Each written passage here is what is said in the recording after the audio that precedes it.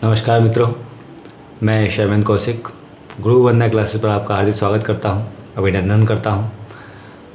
आज हम जो पढ़ने वाले हैं बहुत ही शानदार है, अपने आप में लाजवाब है। इसका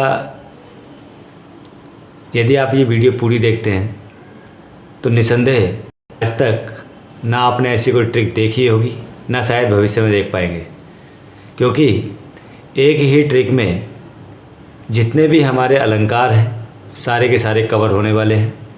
और इस अलंकार को मैं एक कविता के माध्यम से आपके सामने प्रस्तुत करने वाला हूँ। अगर ये आप कविता याद कर लेते हैं तो कहीं भी और कभी भी किसी भी एग्ज़ाम के अंदर आपसे अगर अलंकार पूछे जाते हैं तो वो अलंकार आपके कभी भी गलत नहीं होंगे। तो समय नहीं लगाएंगे, और यदि आप मेरे चैनल पर नए हैं तो चैनल को सब्सक्राइब कर लें। यदि अभी तक आपने सब्सक्राइब नहीं किया तो सब्सक्राइब ज़रूर कर लें और बेल आइकन को ज़रूर प्रेस कर लें, जिससे मेरे जितने भी नोटिफिकेशन हों वो आपको मिलते रहें। तो चलिए चलते हैं अपनी ट्रिक की ओर। और इस कविता के माध्यम से मैंने प्रस्तुत करने का प्रयास किया है।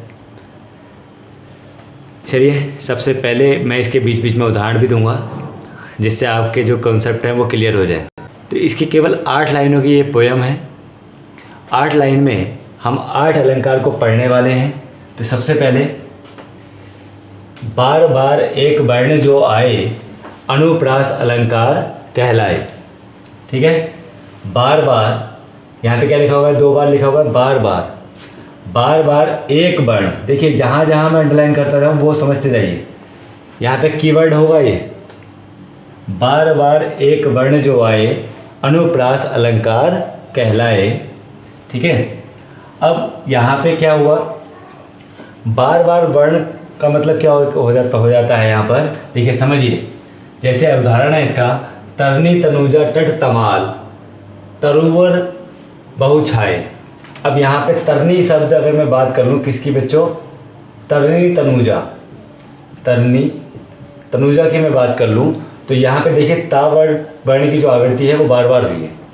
ठीक है, किस वर्ण की आवृत्ति बार बार हो रही है, ता वर्ण की आवृत्ति बार बार हो रही है। वर्ण का मतलब क्या होता है बच्चों, वर्ण का मतलब होता है, जैसे ये एक सिंगल हमने लिख दिया, ये आ गया आपका का वर्ण। ठीक है, ये हो गया आपका खा वर्ण। तो ये क्या होता है बच्चों, वर्ण कहलाता है। ठीक है, यहाँ पे आपको याद हो जाएगा, बहुत ही आराम से आपको याद होने वाला है। बार बार एक वर्ण जो आए अनुप्रास अलंकार कहलाए। ठीक है, एक शब्द अगर वर्ण जो एक वर्ण है वो बार बार अगर आपका आ रहा है, रिपीट हो रहा है, तो वो क्या कहलाएगा, अनुप्रास अलंकार कहलाएगा। ठीक है, बात करते हैं, ये हो गया आपका पहला अलंकार।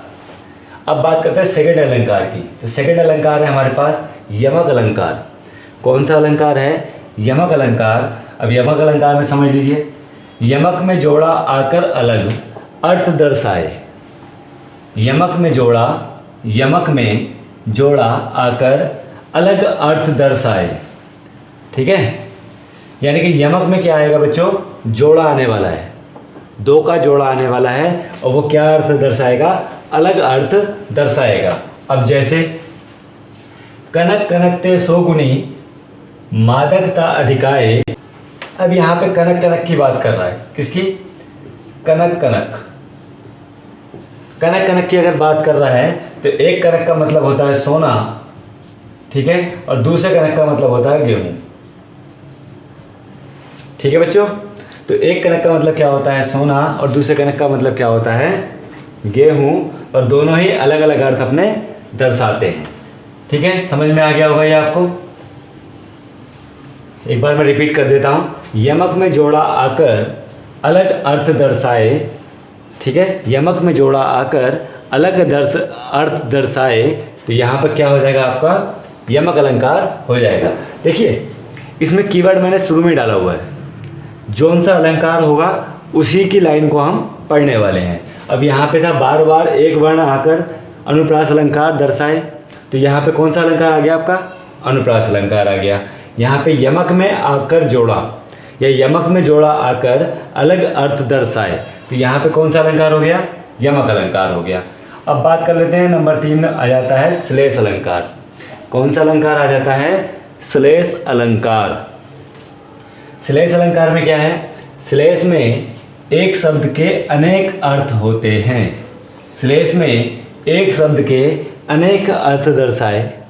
ठीक है, श्लेष में एक अर्थ के अनेक अर्थ दर्शाए। ठीक है, तो अब यहाँ पे क्या है? रहीमन पानी राखिए बिन पानी सब सून, पानी गए ना उबरे मोती मानस चून। ठीक है, अब यहाँ पर पानी का अर्थ क्या दिया हुआ है? पानी का यहाँ पर 3 अर्थ में दिया गया है। पहला अर्थ क्या है? विनम्रता। दूसरा अर्थ है इसका तेज या चमक। ठीक है, तीसरा अर्थ क्या है बच्चों?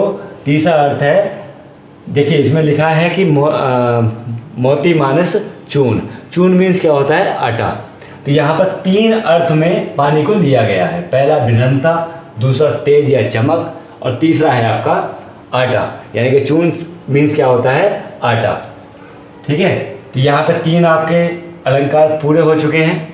अगर ट्रिक अच्छी लग रही हो तो लाइक और शेयर करना ना भूलें। नंबर 4 है आपका अतिशयोक्ति। अतिशयोक्ति मीन्स क्या होता है? जैसे सभी लोग हम जानते हैं, अतिशयोक्ति बढ़ा चढ़ाकर किसी भी बात को कहना क्या कहलाता है? हमारा अतिशयोक्ति कहलाता है। छोटी सी बात है, मान लीजिए 2 बच्चे लड़ रहे थे आपस में। अब पापा बाहर से आए और बोल दिया, मम्मी जो अंदर घर पे थी उन्होंने बता दिया कि बोले भाई आज सोनू के पापा ने ऐसे ऐसे कर दिया। वो बात को इतना बढ़ा चढ़ा के कह दिया गया कि बहुत ज़्यादा वो बात बढ़ गई।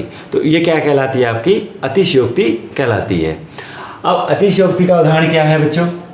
अतिशयोक्ति का उदाहरण है, हनुमान जी की पूंछ में लग न पाई आग, हनुमान जी की पूंछ में लग न पाई आग, सारी लंका जल गई, सारी लंका जल गई, भय निशाचर भाग।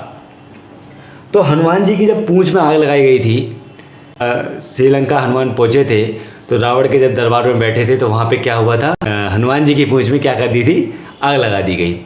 अब जब आग तो लगा दी, ये उद्देश्य था कि हनुमान जी जो हैं वो जल जाएंगे, लेकिन हनुमान जी तो नहीं जल पाए। लेकिन क्या हुआ उसमें? हनुमान जी ने सारी की सारी लंका जला दी थी। ठीक है, तो क्या हुआ? ये अतिशयोक्ति बात कर दी गई। तो यहाँ पे क्या हुआ? अतिशयोक्ति, यानी कि बढ़ा चढ़ाकर किसी भी चीज़ को कहना ही क्या कहलाता है? अतिशयोक्ति कहलाता है। अब बात कर लेते हैं नंबर 5 नंबर अलंकार की।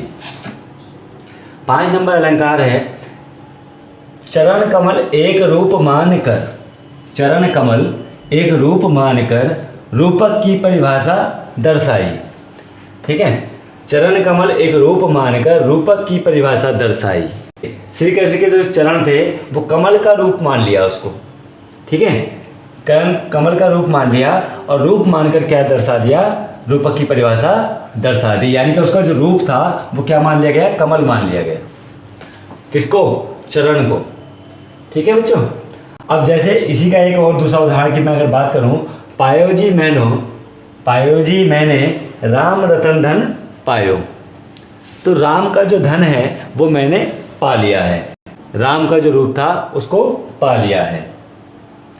अगली बात करते हैं 6 नंबर की, सा सी से सरिस सम मान लो उपमा की परिभाषा दर्शाई। अब यहाँ पे देखिए बहुत ज़्यादा कीवर्ड है यहाँ पर। सा आ जाए वर्ड में, किसी भी जब हमारा उदाहरण दिया होगा उसमें सा मिल जाए, सी मिल जाए, से मिल जाए, सम मिल जाए, सरिस मिल जाए, मान लो। किसको? उपमा की परिभाषा दर्शाई। उपमा की परिभाषा के ये क्या है? सबके सब उदाहरण हैं। सा आ जाए, सी आ जाए, से आ जाए, सम आ जाए, सरिस आ जाए। तो यहाँ पर अगर ये वर्ड्स आपको मिल जाएं तो ये किसकी परिभाषा हो जाएगी? उपमा की परिभाषा हो जाएगी। अब उसका उदाहरण क्या है? सागर सा गंभीर हृदय हो। देखिए यहाँ पे क्या आ गया? सागर सा गंभीर हृदय हो, गिरि सा ऊंचा हो जिसका मन। ठीक है, सागर सा गंभीर हृदय हो और गिरि सा ऊंचा हो जिसका मन, वहाँ पर देखिए यहाँ पर सा भी मिल गया हमें, ठीक है, और जहाँ पर क्या आ रहा है हमारा सा आ रहा है, तो यहाँ पे कौन सा अलंकार हो जाएगा, उपमा अलंकार हो जाएगा। ठीक है, क्लियर हो गया होगा आपका भी। अगली बात करते हैं 7 नंबर की। 7 नंबर में भी कुछ वर्ड्स होते हैं, कीवर्ड हैं इसमें भी दिए हुए। उत्प्रेक्षा संकेत समझ लो, उत्प्रेक्षा संकेत समझ लो, मनु जानो जनु जानो। ठीक है, जहाँ पे मनु आ जाए, जनु आ जाए, मानो आ जाए, जानो आ जाए, ठीक है, अगर ये वर्ड्स आपको मिल जाएं तो समझ लीजिए कौन सा अलंकार है आपका, उत्प्रेक्षा अलंकार है। जैसे एग्जाम्पल क्या है, सोहत ओढ़े पीठ पट, श्याम सलोने गात, मनहु नीलमणि शैल पर, आतप परियो प्रभात। ठीक है, तो इसमें मनु भी आ सकता है, मनुहु, मनुहु, जनहु, मनहु, जनहु, ये अगर वर्ड्स आपको मिल जाए तो कौन सा अलंकार होगा बच्चों हमारा यहाँ पे, उत्प्रेक्षा अलंकार होगा। अब बात करते हैं आखिरी अलंकार की। तो आखिरी अलंकार कौन सा है आपका, 8 नंबर का, जो 8 लाइन की कविता हमने बताई थी आपको, 8 लाइन की कविता होगी जिसमें 8 ही कीवर्ड होंगे। तो 8 लाइन की कविता है आपकी, दो चीज में भ्रम पैदा हो, दो चीज में भ्रम पैदा हो, भ्रांति मान पहचानो। ठीक है, दो चीज में भ्रम पैदा हो, भ्रांति मान पहचानो। तो यहाँ पर क्या होगा, कोई भी 2 चीज़ें दे रखी होंगी आपको, 2 चीज़ें दे दी जाती हैं, उसमें एक आपको क्या हो जाता है, भ्रम हो जाता है, यानी कि पता नहीं चल पाता कि इसमें क्या चीज़ हो सकती है। तो वहाँ पर कौन सा अलंकार हो जाएगा, भ्रांतिमान अलंकार होने वाला है। ठीक है, तो ये आपकी कुछ कविता की लाइनें थी जिसमें हम एक बार पूरा पढ़ लेते हैं। बार बार एक वर्ण जो आए अनुप्रास अलंकार कहलाए, बार बार एक वर्ण जो आए अनुप्रास अलंकार कहलाए, यमक में जोड़ा आकर, यमक में जोड़ा आकर अलग अर्थ दर्शाए, यमक में जोड़ा आकर अलग अर्थ दर्शाए, श्लेष में एक शब्द के अनेक अर्थ लगवाए, श्लेष में एक शब्द के अनेक अर्थ लगवाए, अतिशयोक्ति में बड़ा चढ़ाकर छोटी बात बताए, अतिशयोक्ति में बड़ा चढ़ाकर छोटी बात बताए, चरण कमल एक रूप मानकर रूप की परिभाषा दर्शाए, चरण कमल एक रूप मानकर रूप की परिभाषा दर्शाए, सासी से सम सरिस मान लो उपमा की परिभाषा दर्शाए, उत्प्रेक्षा संकेत समझ लो, उत्प्रेक्षा संकेत समझ लो, मनु जानु जनु जानु, मनु मानु मनु मानो दर्शाए। दो चीज में भ्रम पैदा हो, भ्रांतिमान पहचाने, दो चीज में भ्रम पैदा हो, भ्रांतिमान पहचाने।